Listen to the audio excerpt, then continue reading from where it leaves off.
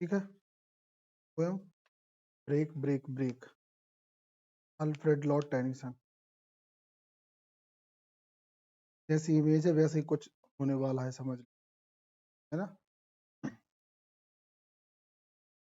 चलो ये हम ऑलरेडी बता चुके हैं कि कौन की याद में लिखी थी, ऑर्थर। ठीक, चलो अब इसका सीधा टेक्स्ट देखते हैं ना। ये पोयम है, एलेजी है। पहली चीज हमेशा दिमाग में रखना चाहिए, एलेजी है और सिर्फ 4 स्टेंजा की पोयम है। 4 स्टेंजा कहने का मतलब ओनली 16 लाइन, 14 नहीं है, नहीं तो सोनेट होती। 16 लाइन की है, पोयम ही है, नॉर्मल पोयम है, एलेजी है बस। ठीक है, और पोयम के बारे में बस इतना काफी है। ठीक, चलो अपन टेक्स्ट देख लें सीधा, क्या है कहानी क्या नहीं। ओके बहुत सिंपल सी 4 लाइन है, बहुत सरल है। तो देखो, ब्रेक ब्रेक ब्रेक मतलब तोड़ो तोड़ो तोड़ो, on the cold grey stone, उन ग्रे पत्थरों को, ओ सी ए समंदर। समंदर से अपना राइटर बोल रहा है कि ओ समंदर, इन कोल्ड ठंडे, ग्रे मतलब ये बड़बूदे अपनी भाषा में, इन पत्थरों को तोड़ो। अब पहली बात दिमाग में आनी चाहिए, ऐसा तोड़ने के लिए काय के लिए बोल रहा है।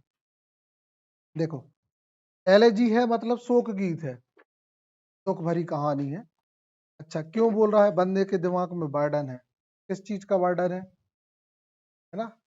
बंदे के दिमाग में किस चीज का बर्डन है? अपने दोस्त के एक्सपायर होने का।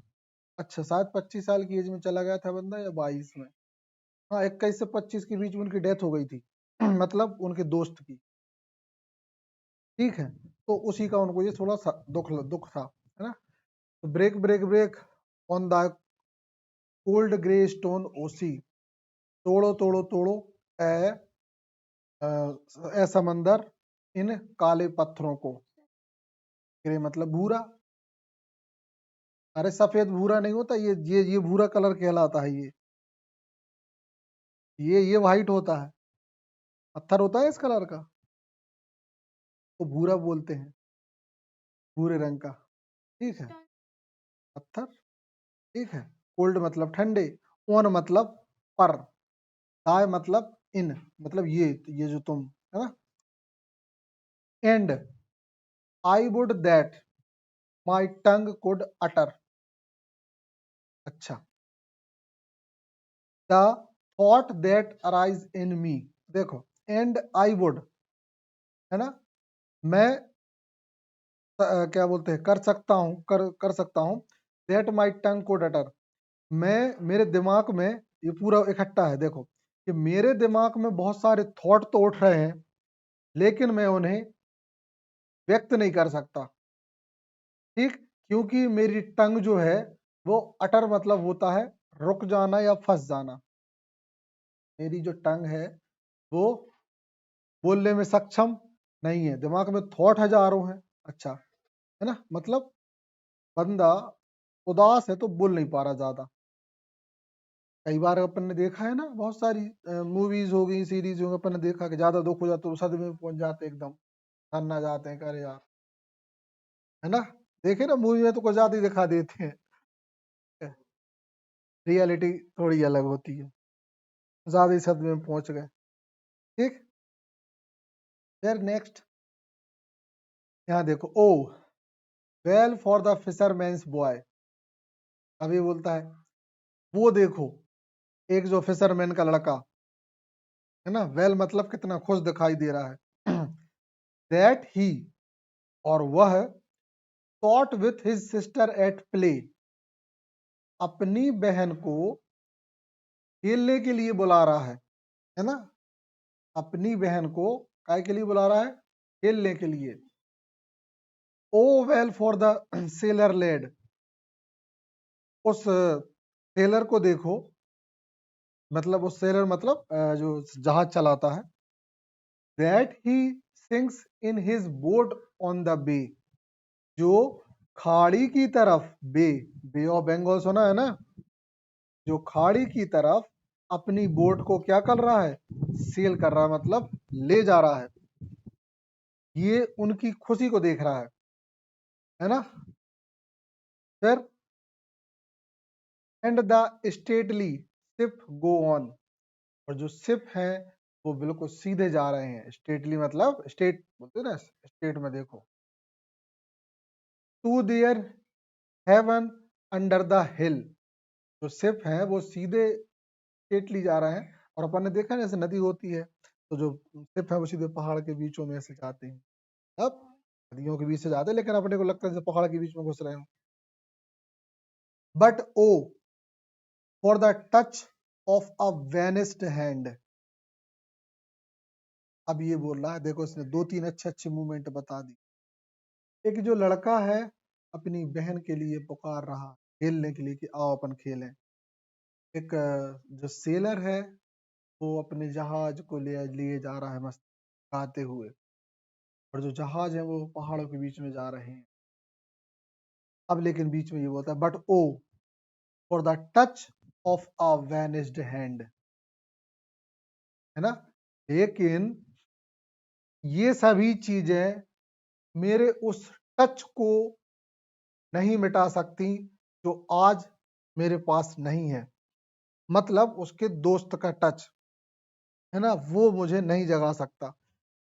मतलब वेनिस्ड हैंड मतलब होता है जो है आप जा चुका है ना, उस टच की परिपूर्ति नहीं कर सकते ये सब कुछ, इतनी सारी खुशियां हैं सब हैं ठीक है, मगर ये नहीं किया जा सकता। And the sound of a voice that is still, और ना ही उसकी आवाज की तुलना की जा सकती है, मतलब वो जो गा रहा है सेलर, तुम बहुत अच्छा गा रहे हो वेरी गुड, लेकिन उस साउंड की तुलना नहीं कर सकते जो मेरे दोस्त का था, मतलब मेरे दोस्त की जो आवाज थी उस साउंड की तुलना नहीं हो सकती। और यहाँ लिखा है the sound of a voice that is still, जो आज भी मेरे दिलो दिमाग में छाई हुई है, आज भी स्टिल मतलब अभी तक है, ठीक। फिर राइटर फिर से बोलता है कि break break break at the foot of the crag O sea, कहता है कि इन जो क्रैक्स हैं उनको वो करो, क्या नाम है, ब्रेक करो, है ना, ठीक है, break break break at the foot of the crags O sea, अपने मतलब इन चट्टानों को, ये जो समंदर के जो नीचे फुट में जो मतलब सॉरी जो चट्टाने हैं उनको तोड़ो, but the tender grace of a day that is dead, तो क्या बोलता है, but the tender grace of a day that is dead, ये बताने की बात कर रहा है कि इन चट्टानों को तोड़ो, लेकिन एक बात तो ये है हमेशा कि वो जो अच्छे दिन थे, जो अच्छे दिन मेरे पास थे, है ना, अ, वो मर चुके हैं, अच्छे दिन मतलब अपने जब दोस्त उसका साथ था, द टेंडर ग्रेस, अच्छे दिन जो थे वो मर चुके हैं, that is dead, will never come back to me, और जो मेरे लिए कभी नहीं आ सकते। इसलिए राइटर बार बार चट्टानों को तोड़ने की बात करता है, और वास्तव में चट्टाने एज अ मेटाफर है, ये अपने उस दुख को तोड़ने की बात करता है जो चट्टानों जैसा है ना, इसको तोड़ो, मैं इस चीज में मतलब कर रहा हूँ, ठीक। तो मीनिंग तो बहुत सारा है इसका, बाकी अपन ने बहुत शॉर्ट में समझ लिया, शाब्दिक जो लिटरल मीनिंग्स होता है वो देख लिया, थोड़ा बहुत उसका सेंस देख लिया, बाकी टेक्स्ट इसका पता होना चाहिए, अपन ने देखा ही है कि टेक्स्ट के क्वेश्चन आते हैं, बीए में ना आएंगे, लेकिन याद रखना यूजीसी नेट में 100%, एमए में नहीं है ये पोयम, बट ध्यान रखना अल्फ्रेड लॉर्ड टेनिसन का यूलियस वर्क है एमए में, कौन सा वर्क, यूलिसेस, एक है यूलिसेस, नहीं, और इसी के साथ में एक पोयम और मिलेगी मैथ्यू अर्नोल्ड की लोटस ईटर। दो पोयम याद है भाई, ध्यान रखना। यूलिसेस की जो पोयम है वो है, बहुत खास पोयम है, ठीक। अल्फ्रेड लॉर्ड टेनिसन तो हमेशा बने रहेंगे। चलो, यहाँ पे अपनी ये कहानी खत्म है।